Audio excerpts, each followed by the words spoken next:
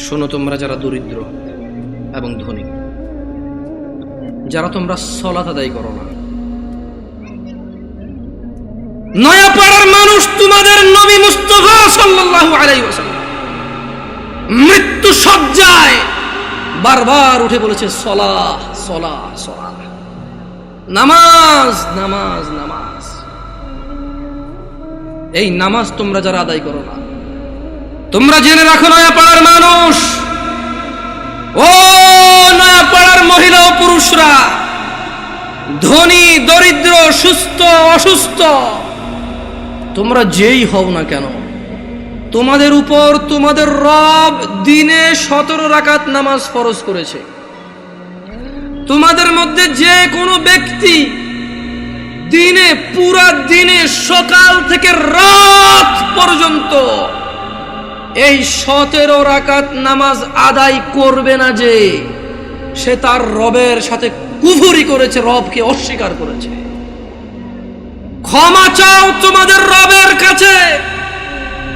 আজকের এই মাহফিল তোমাদের জীবনের নামাজ ত্যাগের ইতির দিন হোক। আজকের এই নয়াপাড়ার মাহফিল তোমাদের জীবনের 5 ওয়াক্ত 17 রাকাত নামাজের সূচনার দিন হোক। ও নয়াপাড়ার মানুষ, তোমরা যারা দিনে 5 ওয়াক্ত 17 রাকাত ফরজ আদায় করো, এই 17 রাকাতের সাথে তোমরা যারা ফজরে 2 রাকাত সুন্নত, জোহরে 6 রাকাত সুন্নত, মাগরিবে 2 রাকাত সুন্নত, ইশায় 2 রাকাত সুন্নত, তোমরা যারা পুরো দিনে মাত্র 12 রাকাত সুন্নতে মুআক্কাদা পড়ো, খুশি হয়ে যাও। তোমাদের মুস্তাফা সাল্লাল্লাহু আলাইহি ওয়াসাল্লাম, তোমাদের ভালোবাসার নবী বলেছে, যে ব্যক্তি দিনে 12 রাকাত সুন্নতে মুআক্কাদা আদায় করবে, তার জন্য আল্লাহ প্রতিদিন জান্নাতে একটা ঘর বানাবে।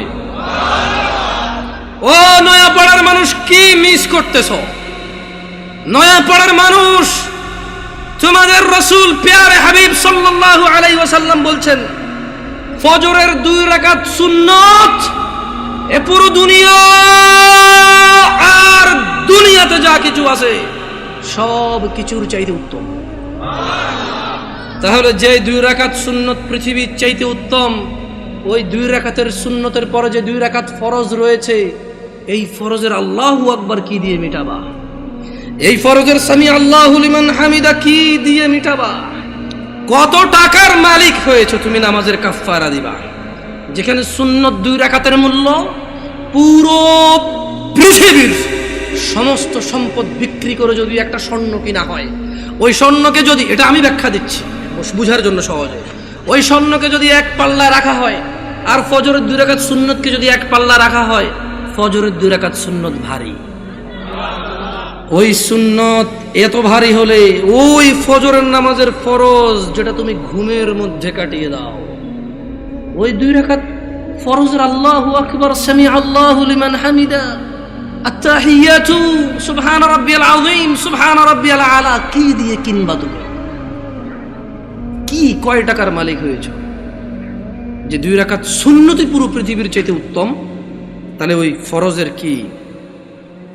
জেনে রাখো উম্মতে মুহাম্মাদরা সাল্লাল্লাহু আলাইহি ওয়াসাল্লাম, তোমরা ভেবো না এই মাহফিলে 2 লাখ টাকা দিয়ে জিতে যাবে।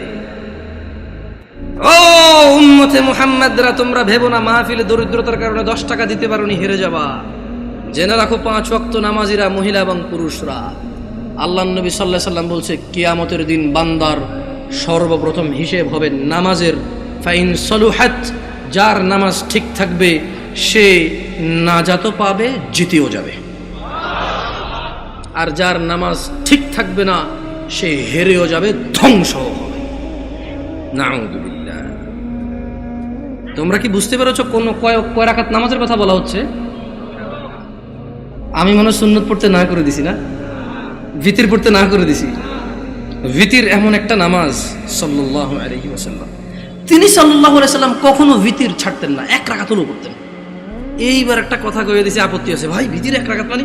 দেখুন সিম্পল লজিক, ভিতির মানে বেজড়, ওকে? ভিতির মানে কি? এই বেজড় 1 থেকে শুরু হয় ভাই, বেজর 3 থেকে কিভাবে শুরু হবে?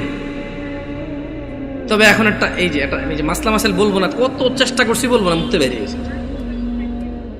দেখেন, আপনারা যদি আমাকে কেউ প্রশ্ন করেন, জামশেদ ভাই আপনি শুধু আহলি হাদিস মসজিদে কেন যাই জুমা পড়ান, অথবা শুধু আহলি হাদিস বা সালাফি বা সহিহ আকীদার ওরা দাওয়াত দিলে ওদের এখানে কেন যান, আমি আপনাদেরকে বলে দিতে চাই, আমি ওই প্রত্যেক মসজিদে জুমা পড়াবো।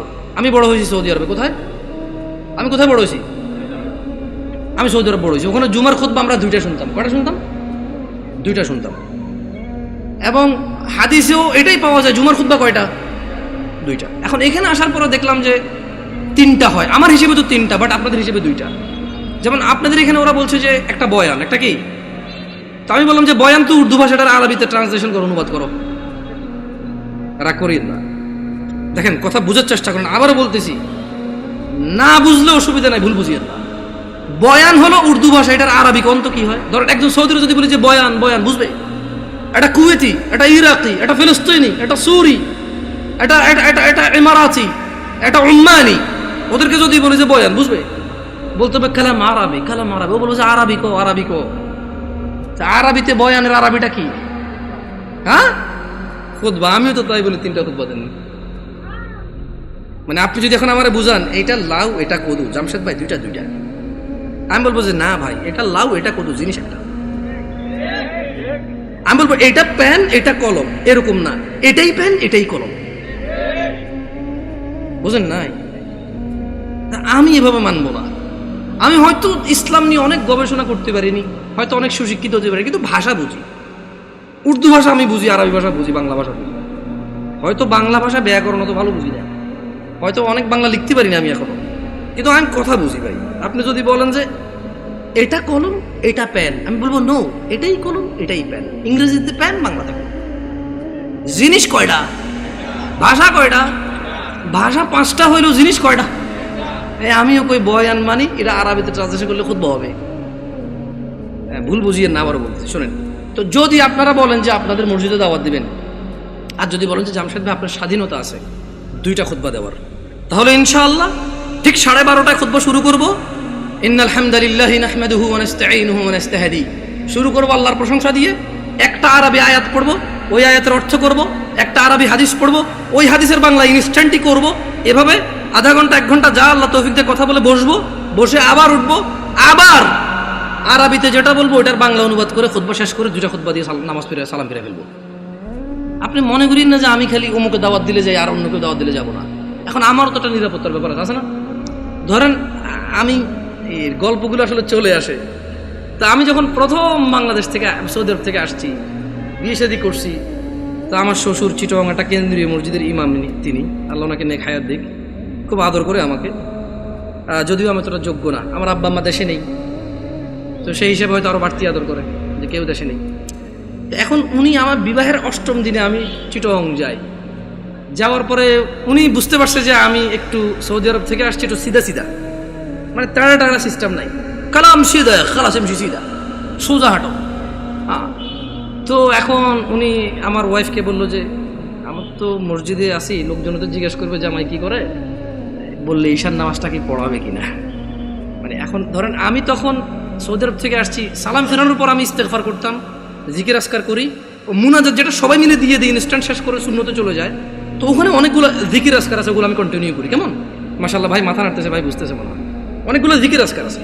তো উনি এটা ব্যাপারটা বুঝতে পারছে, তো বুঝতে পেরে আমাকে বললো যে এখন ওখানে তো মুনাজাত না দিলে ঝামেলা হবে। আবার ও যাচ্ছে, ঠিক আছে যদি ও নামাজ পড়ায় মুনাজাত আমি দিয়ে দেবো, অসুবিধা নেই। তা আমি বললাম যে ঠিক আছে, অসুবিধা নেই, নামাজ পড়াতে অসুবিধা কোথায়, সবাই মুসলিম আলহামদুলিল্লাহ। কেউ কি কাউকে ফতোয়া দিতে পারবো এই কাফের মুশরিক? পারবে কেউ? তবে হ্যাঁ, এটা বলতে পারবো যে আল্লাহর সাথে অংশীদারিত্ব করে সেই মুশরিক।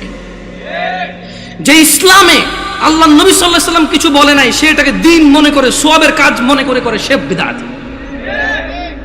Right or wrong? গেছি নামাজ পড়াইতে, তো নামাজ পড়াইছি, নামাজ পড়ানোর পরে উনি মুনাজাত দিয়ে দিয়েছেন, আমি চুপ ছিলাম। তো আমার কথা হচ্ছে, আপনারা মনে করেন না যে, দেখেন আমি গত বছর মাহফিল করেছি, আমাকে কওমি ভাইরা দাওয়াত দিয়েছে আলহামদুলিল্লাহ। ওনারা সবাই দাওয়াত দিয়েছে দিন প্রচারের জন্য। কি প্রচারের জন্য? আমি ওখানে গেছি, কোরআন ও সুন্নাহর ভিতরে থেকে কথা বলছি।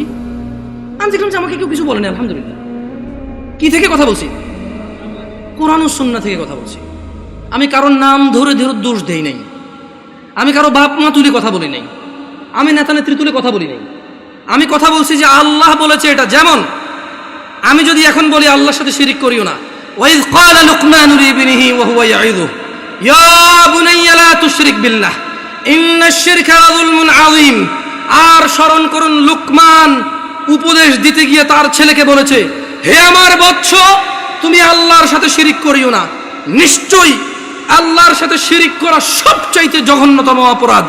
ইন্নাল্লাহা লা ইয়াগফিরু আন ইউশরিকা বিহি ওয়া ইয়াগফিরু মা দুনা যালিকা লিমান ইয়াশা ওয়া মান ইউশরিক বিল্লাহ ফাকাদ ইফতারা ইসমান আযীমা। নিশ্চয়ই আল্লাহ ক্ষমা করে না শিরিক ছাড়া, নিশ্চয় আল্লাহ শিরিককে ক্ষমা করে না। এছাড়া মানুষের এ টু জেড যত গুনাহ আছে সব গুনাহ ক্ষমা করে দেয়। ওয়া মান ইউশরিক বিল্লাহ, যেই ব্যক্তি আল্লাহর সাথে শিরিক করলো, ফাকাদ ইফতারা ইসমান আযীমা, সে এই পৃথিবীর জঘন্যতম মহাপাপ রটনা করলো। আমি যদি বলি আনাস ইবনে মালিক রাদিয়াল্লাহু আনহু عن النبي صلى الله عليه وسلم قال يقول الله تعالى لأهون أهل النار عذابا يوم القيامة। আমি যদি এখন বলি যে আল্লাহ তাআলা বলেছে তিনি শিরকের গুনাহ ছাড়া সব গুনাহ ক্ষমা করে দেবে, শুধু শিরকের গুনাহ ক্ষমা করবে না, যে ব্যক্তি শিরিক করবে সে পৃথিবীর সবচেয়ে বড় পাপ রটনা করলো, এতে কওমি দেওবন্দি সুন্নি কার অসুবিধা আছে? আমি আমার মাহফিল এভাবে করেছি, আমি এটাও ডিক্লারেশন করেছি, আমি গোপনও করিনি। আমি বলেছি আল্লাহর ঘর ছাড়া ইবাদতের কোনো ঘর নেই। আমি কারোর নাম ধরিনি, আমি ধরতেও চাই না। তোমরা যারা অপছন্দ করো করো, তোমাদের ব্যাপার, তোমাদের পছন্দের যায় আসে না। 70 বছর 60 বছর, আরে আজকে এখনো 30 বছর হয় নাই, 30 বছর হবে কিনা এটাই তো জানি না, বয়স কত পর্যন্ত যাবে। তোমার ঘৃণায় কি আসে আর তোমার ভালোবাসায় কি আসে? আল হুব্বু লিল্লাহ ওয়াল বুগদু লিল্লাহ। ভালোবাসা আল্লাহর জন্য, ঘৃণা কার জন্য? আল্লাহর জন্য। এই দেশের মাটিতে আমি অতদিন মাহফিল করব যতদিন আমি সবার কাছে গিয়ে মাহফিল করতে পারি। আমি গত বছর মাহফিল করেছি, সব মাহফিল আমার আগে পীরজাদারা করেছে। মানে আমার আগে যিনি বক্তা ছিল তিনি পীরজাদা, কোনো পীরের সন্তান, উনি মাহফিল করেছে, এরপর আমি উঠেছি, আমি আমার মাহফিল করেছি। আলহামদুলিল্লাহ। যখন বলেছে মুনাজাত দেন, আমি দোয়া করে দিয়েছি, এরপরে বলেছি মুনাজাত দেন, ওনারা বুঝতে পারেন যে আমি দোয়া করেছি। তো আমি বলেছি যে মুরব্বী একজন কাউকে দিয়ে আপনারা দেখেন। আমি আসলে আমি সিম্পল কথা বলে দেখেন, দোয়া কি? দোয়া মানে মানুষ তার নিজের চাহিদা, সুবিধা অসুবিধা কার কাছে বলবে? এবং আল্লাহর কাছে সুবিধা বেশি পাওয়ার জন্য বলবে, যে অসুবিধাগুলো রয়েছে সেগুলো থেকে পরিত্রাণের জন্য আল্লাহকে বলবে। এটাই দোয়া। বুঝতে পেরেছি? এটাই দোয়া। তো আমি দোয়া করি সব জায়গায়। হয়তো বাংলাদেশের প্রচলিত অনেক সিস্টেম নিয়ম আমি জানি না, আর যদি আমাকে এগুলো আপনি বুঝাইতে হয় কোরআন সুন্নাহ দিয়ে বুঝাই দিলে আমি করবো ইনশাআল্লাহ। মানে 100 লোকে বলেছে, 1000 কোটি বছর আগ থেকে চলে আসছে, আই ডোন্ট কেয়ার। আপনি বলেন, একজন মেতর মুচি এসে যদি বলে যে জামশেদ তুমি ভুলে গেছো তোমার রাসূল এভাবে বলেছে, আমি বলবো আমাকে ক্ষমা করে দাও, আমার অপারগতা, তুমি আমাকে এই তথ্য দিয়ে আমার উপকার করেছো, তুমি আমার ভাই, আমার কলিজায় আসো। আপনি যত বড় কিছু হন, যদি বলেন যে এটা 50 বছর 200 বছর থেকে